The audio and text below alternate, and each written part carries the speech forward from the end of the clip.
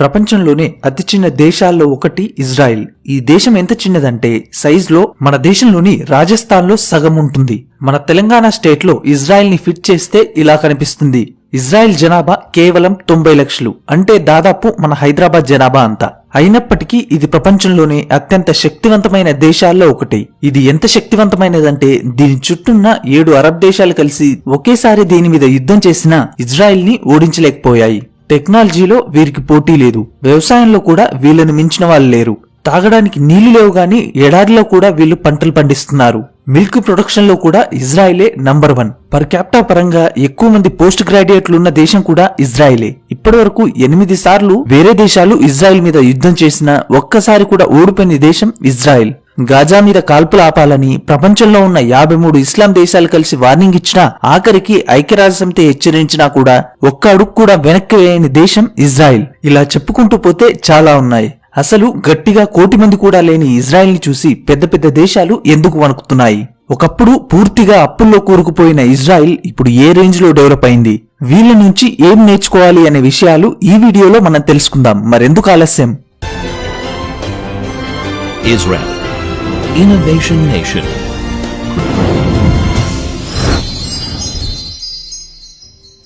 Israel పాత చరిత్రని కాసేపు పక్కన పెడితే 1948లో అంటే మనకు స్వాతంత్రం వచ్చిన 9 నెలల తర్వాత ఇజ్రాయిల్ ఏర్పడింది. ఇజ్రాయిల్ కి స్వాతంత్రం వచ్చి 24 గంటలు కాకముందే పక్కనే ఉన్న 9 అరబ్ దేశాలు ఇజ్రాయిల్ మీద యుద్ధాన్ని స్టార్ట్ చేశాయి. అప్పుడు ఇజ్రాయిల్ జనాభా 5 లక్షలు, శత్రు దేశాల జనాభా 6 కోట్లు. ఇజ్రాయిల్ కన్నా 120 రెట్లు ఎక్కువ. ఆ యుద్ధంలో ఏ దేశం కూడా ఇజ్రాయిల్ కి సపోర్ట్ చేయలేదు, ఆఖరికి మనం కూడా. ఇజ్రాయిల్ ఒంటరిగా పోరాడింది, గెలిచింది. అరబ్ దేశాలు ఓడిపోయాయి.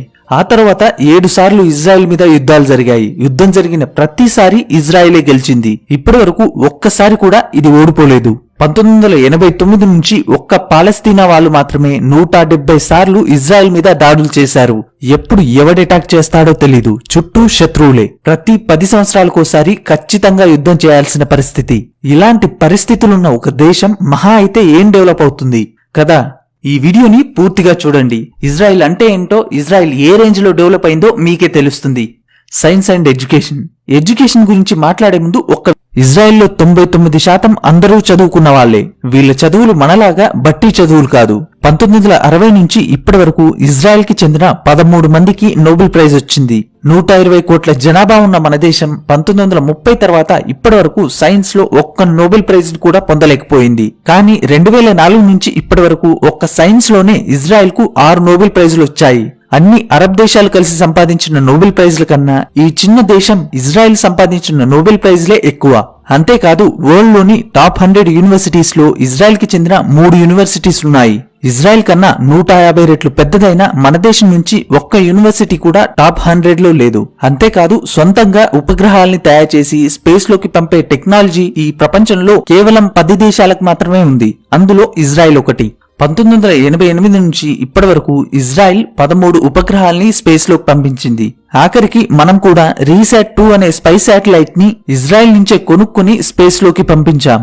దీన్నే ఇప్పుడు శత్రు దేశాల మీద నిఘా ఉంచడానికి యూజ్ చేస్తున్నాం. స్కూల్ పిల్లలు తయారు చేసిన శాటిలైట్ ని స్పేస్ లోకి లాంచ్ చేసిన ఫస్ట్ కంట్రీ కూడా ఇజ్రాయిలే. అమెరికాలో ప్రతి 10,000 మందికి 85 మంది సైంటిస్టులు, ఇంజనీర్లుంటే జపాన్ లో ప్రతి 10,000 మందికి 83 మంది సైంటిస్టులు, ఇంజనీర్లున్నారు. అదే ఇజ్రాయిల్లో ప్రతి 10,000 మందికి 140 మంది సైంటిస్టులు, ఇంజనీర్లున్నారు. దీన్ని బట్టే అర్థం చేసుకోవచ్చు ఇజ్రాయిల్ యొక్క ఎడ్యుకేషన్ సిస్టమ్ ఎంత స్ట్రాంగ్ గా ఉందో. దీనికి మెయిన్ రీజన్ ఇజ్రాయిల్ గవర్నమెంట్. 1950-60లోనే వీళ్లు తమ బడ్జెట్ లో 30% స్కూల్స్ మరియు యూనివర్సిటీస్ డెవలప్ చేయడానికి ఖర్చు చేశారు. Next Israel agriculture. ఇజ్రాయిల్లో ఉన్న 66% ల్యాండ్ అంతా ఎడారి. ఇక్కడ వర్షాలు కూడా చాలా తక్కువ. తాగడానికి కూడా వీళ్ళ దగ్గర నీళ్లు లేక పక్కనే ఉన్న సముద్రం నుంచి పైప్లేసి తీసుకొచ్చిన సాల్ట్ వాటర్ నుంచి సాల్ట్ ని తీసేసి యూజ్ చేస్తున్నారు. తాగడానికే నీళ్లు లేవు, వీళ్ళు వ్యవసాయం ఏం చేస్తారు అని అనుకోకండి. ఇజ్రాయిల్లోని ఇండ్లలో వాడే 60% వాటర్, ఇండస్ట్రీస్ లో వాడే 85% వాటర్ ఇలా సముద్రం నీటి నుంచి డిసాలినేషన్ ద్వారా తయారు చేసిందే. వాడిన మురికి నీటిని 20% రీసైకిల్ చేయడమే చాలా కష్టం. అలాంటిది ఇజ్రాయిల్ 97% డ్రైనేజ్ వాటర్ ని ప్యూరిఫై చేసి అదే వాటర్ తో వాళ్ళ దేశంలోని సగం వ్యవసాయానికి నీళ్లందిస్తుంది. అంటే స్నానాలు చేసి ప్లేట్లు కడిగిన నీళ్లతోనే వీళ్ళు పంటలు పండిస్తున్నారన్నమాట. ఇజ్రాయిల్ వ్యవసాయానికి యూజ్ చేస్తున్న నీళ్లలో 55% నీళ్లు ఇలా డ్రైనేజ్ వాటర్ నుంచి ఫిల్టర్ అయి వచ్చినవే. మనమేమో డ్రైనేజ్ వాటర్ ని గలీజ్ నీళ్లని నదుల్లోకి వదిలేసి ఉన్న నదుల్ని కూడా గలీజ్ చేస్తున్నాం. వీళ్ళేమో అదే గలీజ్ నీళ్లని ప్యూరిఫై చేసి అద్భుతమైన పంటల్ని పండిస్తున్నారు. మరో మెయిన్ విషయం ఏంటంటే వీళ్ళకి కావాల్సిన 90% ఆహార పదార్థాల్ని వీళ్ళే సొంతగా పండించుకుంటున్నారు. వీళ్ళు పండించే దాంట్లో 45% కూరగాయలు, పండ్లే. అంతేకాదు యుఎస్, యూకే లాంటి డెవలప్డ్ కంట్రీస్ లో కూడా 30% వాటర్ లీకేజీల వల్ల వేస్ట్ అవుతుంది. కానీ ఇజ్రాయెల్లో 7% వాటర్ మాత్రమే లీకేజీల వల్ల వేస్ట్ అవుతుంది. నీటిని ఎంత బాగా వాడుకోవాలో ఇజ్రాయెల్ కి తెలిసినంతగా వేరే ఏ దేశానికి తెలియదు. అందుకే నీటిని రీసైక్లింగ్ చేసే దేశాల్లో ఇజ్రాయెలే ప్రపంచంలో నంబర్ 1. డ్రిప్ ఇరిగేషన్ సిస్టమ్ ని కనిపెట్టింది కూడా వీళ్లే. ఈ సిస్టమ్ ద్వారా వీళ్లు 70% తక్కువ వాటర్ తో పంటల్ని పండిస్తున్నారు. లాస్ట్ 40 సంవత్సరాల్లో నీటి వినియోగంలో ఎలాంటి మార్పు లేకుండా జీడీపీలో 300% డెవలప్ అయిన ఒకే ఒక్క దేశం ఇజ్రాయెల్. ఒక్కసారి ఈ గ్రాఫ్ ని చూస్తే మీకే క్లియర్ గా అర్థమవుతుంది. ఇజ్రాయెల్ వ్యవసాయం కోసం 1986లో ఎంత నీటినైతే యూజ్ చేసేదో ఇప్పుడు అంతే నీటిని యూజ్ చేస్తుంది. కానీ దిగుబడి మాత్రం 40% పెరిగింది. అంతేకాదు ప్రపంచంలోని అత్యధిక పాల దిగుబడి ఇచ్చే ఆవులు ఇజ్రాయెల్లోనే ఉన్నాయి. ఒక ఇజ్రాయెల్ ఆవు సంవత్సరానికి యావరేజ్ గా 12,000 కేజీల మిల్క్ ని ప్రొడ్యూస్ చేస్తుంది. ఇది ఆస్ట్రేలియా లాంటి డెవలప్డ్ దేశాల కన్నా డబుల్. ప్రపంచవ్యాప్తంగా హెక్టార్కి యావరేజ్ గా 50 టన్నుల టమాటా పండుతుంది. కానీ ఇజ్రాయెల్ గ్రీన్ హౌస్ లో హెక్టార్కి 300 టన్నుల టమాటాని పండిస్తుంది. ఒక చిన్న దేశం, ఉన్నదంతా ఎడారే, తాగడానికి కూడా నీళ్లు లేవు. ఇలాంటి పరిస్థితుల్లో కూడా ఇజ్రాయెల్ ప్రపంచానికి వ్యవసాయం అంటే ఎలా చేయాలో చూపిస్తుంది. Next Israel defence sector. చుట్టూ ఇంతమంది శత్రువులున్నా ఇజ్రాయెల్ ని టచ్ చేయాలంటే భయపడతారు. దానికి కారణం ఇజ్రాయెల్ ఆర్మీ. ఇజ్రాయెల్ ప్రపంచంలోనే 100వ అతి చిన్న దేశం. కానీ వీళ్ళ ఎయిర్ ఫోర్స్ ప్రపంచంలోనే 9వ శక్తివంతమైనది. ప్రపంచంలోనే వేగంగా నిర్ణయాలు తీసుకోగల ఆర్మీ ఇజ్రాయెల్ ఆర్మీ. దేశం మొత్తం కవర్ చేయగలిగే యాంటీ బాలిస్టిక్స్ డిఫెన్స్ సిస్టమ్ ఉన్న ఒకే ఒక్క దేశం ఇజ్రాయెల్ మాత్రమే. అంటే ఎవరైనా ఇజ్రాయెల్ మీద రాకెట్ ని వదిలితే ఈ యాంటీ బాలిస్టిక్ డిఫెన్స్ సిస్టమ్ ఆ రాకెట్ ని గాల్లోనే పేల్చేస్తుంది. వీళ్ళు తయారు చేసిన ఐరన్ డోమ్ ప్రపంచానికి ఇజ్రాయెల్ సత్తా ఏంటో చూపించింది. వీళ్ళకి కావలసిన ఆయుధాలు తయారు చేసుకోవడమే కాకుండా తయారు చేసిన దాంట్లో 80% ఆయుధాలని వేరే దేశాలకు అమ్ముతున్నారు. ఒక్క 2020లోనే ఇజ్రాయెల్ 59,000 కోట్ల విలువైన ఆయుధాలని వేరే దేశాలకు అమ్మింది.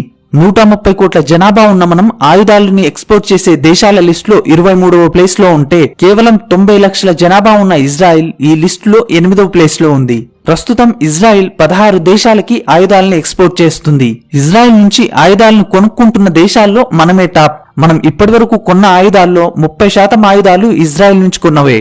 వాళ్ళు అమ్మడంలో టాప్ లో ఉంటే మనం కొనడంలో టాప్ లో ఉన్నాం. ఒక్క మనకే కాదు, ఇజ్రాయెల్ యుఎస్ లాంటి డెవలప్డ్ కంట్రీస్ కి కూడా 10% ఆయుధాలని ఎక్స్పోర్ట్ చేస్తుంది. ఆయుధాల్లోనే కాదు డ్రోన్స్ ని తయారు చేయడంలో కూడా ఇజ్రాయెలే నంబర్ 1. 1985 నుంచి 2014 వరకు మార్కెట్ లో అమ్ముడైన డ్రోన్స్ లో 60% డ్రోన్స్ ని ఇజ్రాయెలే తయారు చేసింది. రీసెంట్ గా మనం కూడా వీళ్ళ దగ్గర నుంచే డ్రోన్స్ ని కొనుక్కున్నాం. 90 లక్షల జనాభా ఉన్న ఈ దేశంలో 35 లక్షల మంది ఆర్మీలో పనిచేస్తున్నారు.